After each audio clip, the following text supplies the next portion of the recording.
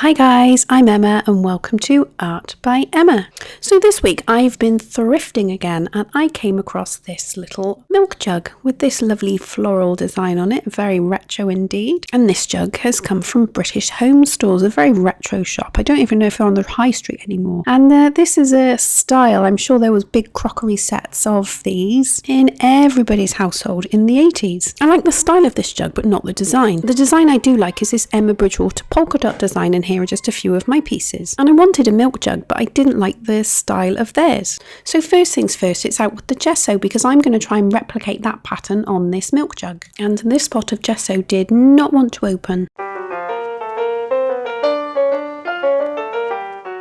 So with that done, it's time to gesso it all over. I do love gesso. It's not just like normal paint, it's a paint with a bit of a grip to it. So on this shiny porcelain surface, it's going to give some grip to my paint. Also cover up this design a little bit for me. I could feel a bit of the texture on the pattern as well, but as it happened, once it's all gessoed, you can't feel or see the pattern at all. All done and left to dry. And now it's time to start thinking about a base coat. So all the pieces I do have do vary slightly with their base coat. It's not quite beige, not quite yellow, but it's definitely pastel. So I'm mixing together this peachy creamy beigey colour with this very bright yellow, and then I'm going to add oodles of white. And that starts to prove slightly problematic when I'm running out of white in all my containers. There's loads of paint in here, I can feel it, and I literally am scraping the bottom of the barrel. So I have everything crossed that this is going to be pale enough. I don't know what I'm going to do if it's not. So we'll just give this a go. So it's just a case of painting this all over, letting it dry, and hoping, fingers crossed, that it dries pale enough. And I don't know why, but my paint always seems to come out a little bit lumpy. And this handle was so fiddly to paint around, and I'm just going to paint a little way into the inside. I'm not going to use it for milk or anything, I'm just going to use it to put flowers in and stuff. So here it is all dried and first coat done, and no, this definitely isn't pale enough. So it's back out with the paints and I've got to get some white paint from somewhere. So it's a case of lid off and getting my dotting tool right in there to scrape it all out. And you know what, I think I might have enough. Dotting tool to the rescue.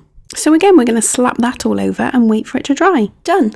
And now it's out with the colours. And again, I'm going to be using my custom colours, my rainbow pastels, pastel rainbows. I know the Emma Bridgewater stuff is more muted tones, but muted is not really Emma. So it's out with my thick dotting tool, and I'm going to place these random dots, polka dots, all over the jug. Now in the Emma Bridgewater factory, they use sponges to put these designs on their crockery, but I had this dotting tool was the exact right size and shape that I wanted, so why not use it? And it seems to be doing the trick. However, it's looking a little bit more Mr. Tumbles than Emma Bridgewater. But I am actually really starting to like it. The spots are a little bit textured because of the dotting tool that I'm using, and I really don't know how to get rid of it, but it's going to be uniquely mine. Would it even be an Art by Emma piece if it wasn't flawed? And here it is all dried. The spot placement is slightly dodgy, but it is random on the Emma Bridgewater pieces, and all that's left to do now is varnish it. And it's out with the Liquitex acrylic varnish. I really do love this stuff. It can give your piece a, I use the term loosely, professional finish. And it's just a case of slapping this all over with a brush.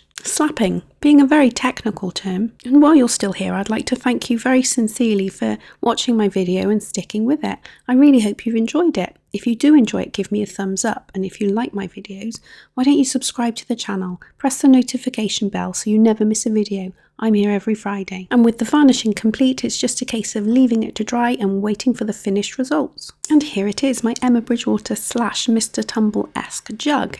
Yes, it's looking a little bit textured, but I kind of like it. And here it is with a flower inside. I really hope you enjoyed watching the video, and thank you so much for watching. I will see you next week. Goodbye.